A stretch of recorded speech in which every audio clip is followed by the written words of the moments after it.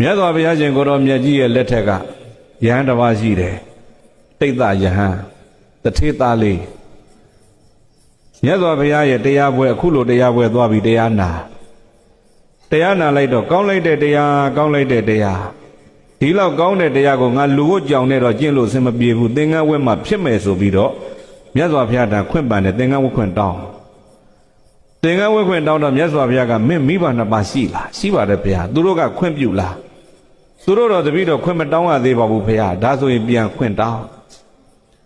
မိဘနှစ်ပါးခွင့်တောင်းတော့မိဘနှစ်ပါးငါသားရဲ့တဲ့တို့မှသားလေးတစ်ယောက်ရှိတယ်မင်းသင်္ကန်းဝတ်လို့ပဲဖြစ်မိဘနှစ်ပါးခွင့်မပေးဘူးငါတို့ရဲ့ပစ္စည်းတွေထိမ့်သိမ်းဆောင်ရှားဖို့ရမင်းတစ်ယောက်ပဲရှိတယ်ငါတို့အမျိုးရိုးကိုဆက်လက်ထိန်းဖို့ကသားတစ်ယောက်တည်းပဲရှိအဲ့ဒါကြောင့်သင်္ကန်းမဝတ်ပါနဲ့ဆိုပြီးတားလို့မရမိဘကလည်းခွင့်မပြုတော့ဘာလို့တော့မေးအိမ်ရှိမြေပြင်ပေါ်မှာလူလှိမ့်ပြီးတော့သင်္ကန်းဝတ်ခွင့်ရရင်လည်းဒီနားကပဲကြောင်းကိုထပြေးမယ်တဲ့သင်္ကန်းဝတ်ခွင့်မရဘူးဆိုလည်းဒီနားလေးပဲသေခံလိုက်တော့မယ်သေရင်လည်းဒီနားပဲသင်္ကန်းဝတ်ခွင့်ရလည်းဒီနားပဲဒီလိုပြောဆန္ဒပြပြီးတောင်းဆိုတာပေါ့အဲ့ဒီမှာ6ရက်လောက်ရောက်တော့မိဘနှစ်ပါးကဘလို့မှသားလေးဖြောင်းပြမရတော့သူ့တငယ်ချင်းတွေခေါ်ပြီးဖြောင်းပြပါအိုးမင်းတို့တငယ်ချင်းတွေပြောကြပါအောင်ပေါ့တငယ်ချင်းတွေလာပြီးပြောတော့တငယ်ချင်းတွေပြောလည်းမရဘူးသင်္ကန်းဝတ်ချင်တာပဲနောက်ဆုံးတော့တငယ်ချင်းတွေကသူ့ကိုဖြောင်းပြမရတော့မိဘနှစ်ပါးကိုပြောတယ်ခင်ဗျားတို့သားလေးသင်္ကန်းဝတ်ခွင့်ပေးလိုက်ရင်သူ့အတန်လေးလည်းကြားရနိုင်တဲ့သူ့မျက်နှာကိုလည်းမြင်ခွင့်ရနိုင်တယ်တကယ်လို့သင်္ကန်းဝတ်ခွင့်မပေးရင်တော့ဒီနာသူသေတော့မှာသေသွားရင်တော့အတန်လည်းမကြားရဘူးသူ့ရဲ့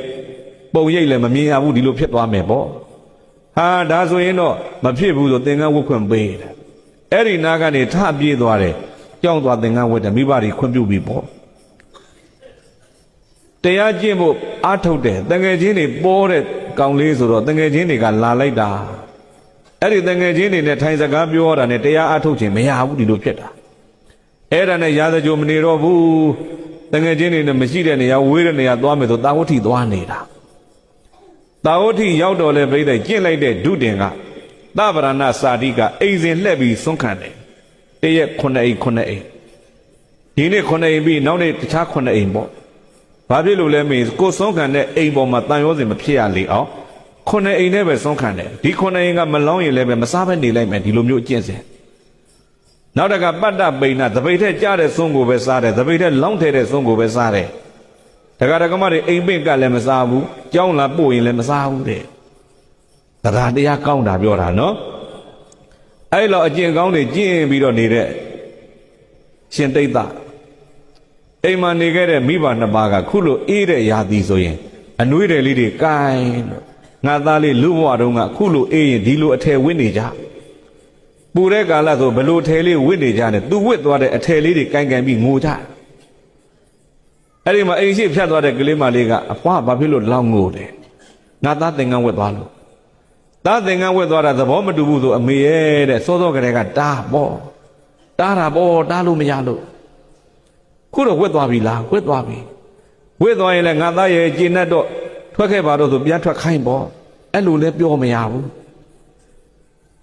အဲ့ဒါဆိုရင်ပြန်ရအောင်ကျမခေါ်ပေးမယ်အမေပိုင်တဲ့စည်းတင်တဝက်ပေးမလားကလေးမလေးကတောင်းပေးမယ်တဲ့တခုတော့ရှိတယ်တဲ့အမေကကျမကိုပြောပြရမှာကအမေသားကလူဘဝတုန်းကဘာကြိုက်တယ်လဲပြောဘလို့ဟင်းကြိုက်တယ်လဲပြောဟာဘလို့ဟင်းဘလို့ချက်ရင်ရမ်းကြိုက်တာနဲ့အကုန်လုံးပြောပြလိုက်တော့ကလေးမလေးကအဲ့ဒါမှတ်ပြီးတော့တာဝဋ္ဌိကိုလိုက်သွားတယ်သူသတင်းသုံးတဲ့နေရာသူဆုံးခံတဲ့ရက်ွက်ကိုမှတ်ပြီးတော့မှအဲ့ဒီမှာအိမ်လေးတွေခန်းလေးတွေငှားထားအဲ့ဒီကိုတော်လေးလဲဆုံးခံကြွရောသူကြိုက်တဲ့ဟင်းလောင်းထဲတာလောင်းတယ်လိုက်တော့မိဘထံကခွဲလာခဲ့သင်္ကန်းဝတ်ပြီးဆိုကြတဲ့ကဒီဟင်းမျိုးမစားရတာသူခမရလေယဟန်ဘောဆိုတော့ကိုကဒီဟင်းကြိုက်ပြီမဲ့ဒီဟင်းမျိုးရတာရှိရလားမရှိဘူးပြိဿနေပူပါဆိုငရုတ်သီးနဲ့တွေ့ရင်တွေ့တာဟုတ်လားဝမ်းလျှောပါဆိုချင်းဟင်းနဲ့တွေ့ရင်တွေ့တာပဲလေအဲ့တော့ကိုမလို့ချင်းမဘူးလို့လည်းပြောလို့မရဘူးမြတ်စွာဘုရားပြောသလိုပေါ့ငါတို့ကသူများပေးမှကျွေးမှစားရတဲ့ပိတ္တာလိုပဲတဲ့ဘုရားဒီလိုပြောဘူးတဲ့ပင်ဆက်ကဒါယကဆိုတဲ့တကားကြီးပင်ဆက်ကတကားကြီးဥဖြားဖြား၅ပါးပြုတ်ပြီးမှသမင်းစားလေးရှိတာတဲ့သာဝတိပြည်မှာပဲပုံနာကြီးကဖယားကြည်ညိုသလားပုံလေးမှရသိမ့်မကြည်ညို အဲ့ဒီအိမ်ရှိကိုသွားပြီးဆုံးခံပူတဲ့အိုက်တဲ့ကာလဆိုတကကြီးကလေဝင်မဲ့ဘက်အိမ်ပြင်ဘက်ကိုကြောပေးပြီးအိမ်နဲ့မျက်နှာမူပြီးသမင်းစားဒကမာကြီးကသူ့ယောက်ျားကြီးကိုရက်ခတ်ပေးအဲ့ဒီအချိန်မှာအိမ်ဝင်းပေါက်ဝမှာမြတ်စွာဘုရားဆောင်းလာခံဆောင်းလာခံတော့မျိုးသမီးက body language နဲ့ပေါ့ခေါင်းရမ်းပြသွားတဲ့မလောင်ဘူးဘုရားကလည်းပြန်ခေါင်းရမ်းမရပဲငါလည်းမသွားဘူး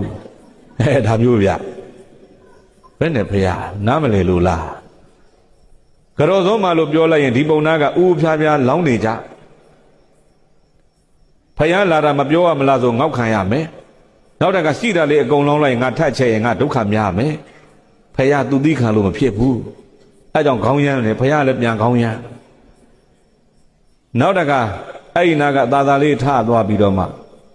တိစ္ဆထဗန္ဒီတဲ့ဒီအိမ်ကိုကြော်ပြီးတခြားအိမ်ကိုသွားပါကြော်စွန်းပါပေါ့မသွားဘူးဟုတ်တော့ဘယ်နဲ့ဖယားကြော်စွန်းပြောလည်းမသွားဘူးဆိုတော့ပုံလေးမကြီးကပြုံးလိုက်တဲ့အခါဖယားကလည်းပြုံးလိုက်တော့အဲ့ဒီမှာရောင်ကြီးတော်ကထွက်ပြီးအိမ်ထဲမှာဝင်းကနေဖြစ်သွားအဲ့ဒီမှာပုံသားကြီးကနောက်လှည့်ကြီးဟောရဘာကြီးပါလေဆိုဖယားဖြစ်ဟာဒီပုံလေးမှာတော်တော်မိုက်တာပဲဖယားလာတာငါမပြောဘူးဆိုပြီးတော့အဲ့ဒီမှာဖယားသွားရှောင်းခွင့်လို့ပါဖယားတပည့်တော်ဥဖြားဖြားဖယားကိုလောင်းပြီးမှစားနေကြတန်ဃာကိုလှူပြီးမှစားနေကြခဏတော့တပည့်တော်ဗိုက်စာစာနဲ့စားလိုက်မိတယ်ဒီမှာတဝက်ဖဲကြံတော့တယ်တပည့်တော်စားပြီးစားကြီးလောင်းလို့ဖြစ်ရဲ့လားဖြစ်ပါတယ်တဲ့မင်းမကုံနိုင်လို့ပဲဖြစ်ဖြစ်တဝက်တစ်ပြက်ပဲဖြစ်ဖြစ်မင်းပိုးနေတာပဲဖြစ်ဖြစ်ငါတို့ယဟန်တန်ဃာဆိုတာသူများပေးမှကြွမှစားတဲ့ဘဝပါကွာတဲ့ဒီလိုပြောတာအခုလည်းပဲပြောချင်တာကတိတ်တာယဟန်တိတ်တာယဟန်ကပြိဿယဟန်ဝက်လာကြတဲ့ကသူကြိုက်တဲ့ခင်းနဲ့ဒီရှာနဲ့မတွေ့ခဲ့တာကြာအခုမှဒီကလေးမလေးကဒီဟင်းမျိုးလောင်းထည့်လိုက်တော့ဟာအဲ့ဒါလည်းပြန်စားမိလိုက်သဗ္ဗရဏစာတိကအိမ်စဉ်လှဲ့နေတဲ့တိတ်သားကအိမ်စဉ်မလှဲ့ဘူးဒီခုနှစ်အိမ်ပဲပြန်လှဲ့ရှေ့လှဲ့ရမှာမလှဲ့တော့ဘူးနော်မနေ့ပြန်လဲဒီခုနှစ်အိမ်နောက်တနေ့လဲဒီခုနှစ်အိမ်တဖြည်းဖြည်းနဲ့ခုနှစ်အိမ်တော့မဟုတ်တော့ဘူးအဲ့ဒီကလေးမလေးတအိမ်နဲ့ပဲဆွမ်းခံတယ်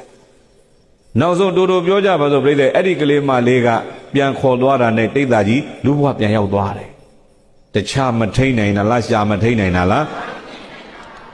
အဲ့ဒါကြောင့်ထိန်ရသိမ့်ရခက်တဲ့အဲမှာတော့ရှာပဲတဲ့တပည့်တော်ကတော့တခုတည်းထိမ့်မှဆိုရှာပဲထိမ့်တယ်ဒီလိုပြောတာဟုတ်ပြီလား